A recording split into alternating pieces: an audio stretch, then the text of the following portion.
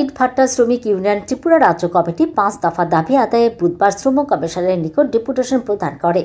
তারা দাবি রাখে 2025-26 বর্ষে ইটভাটা সিজনে কর্মরত শ্রমিকদের কাজের প্রাপ্য অর্থ প্রকৃত হিসাব সহ অবিলম্বে দিতে হবে। বহিরাজ্য থেকে রাজ্যে কয়লা নিয়ে আসার ক্ষেত্রে সমস্যা দূরীকরণ করতে হবে।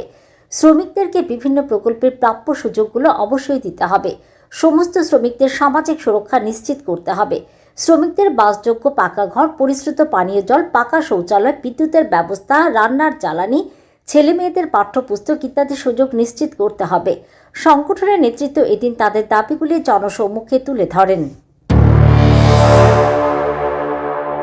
আমরা সিদ্ধান্ত নিয়েছি 5 দফা দাবি তাকে ভিত্তি করে আমরা আজকে শ্রম দপ্তরের সামনে মিছিল, বিক্ষোভ এবং প্রতিনিধিমূলক ডেপুটেশন দেব। তারই নিরিখে আজকে এই কর্মসূচি। সবাই জানেন গত কদিন যাবৎ প্রচণ্ড প্রাকৃতিক দুর্যোগ চলছে গোটা রাজ্যে, কিন্তু প্রাকৃতিক দুর্যোগের মধ্যেও আমরা কর্মসূচি বাতিল করিনি। এই কারণেই আমাদের রাজ্যে ইটভাটা শ্রমিক, নির্মাণ ক্ষেত্রে যুক্ত শ্রমিক, সামাজিক ক্ষেত্রে যুক্ত বিভিন্ন শ্রমিক, শ্রমজীবী মানুষ তারা প্রচণ্ড সমস্যার মধ্যে দিন যাপন করছেন।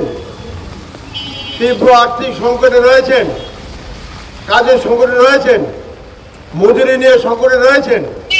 এই অবস্থায় 5 দফা দাবি নিয়ে প্রাকৃতিক দুর্যোগ সত্ত্বেও আমরা আজকে এই কর্মসূচি করছি।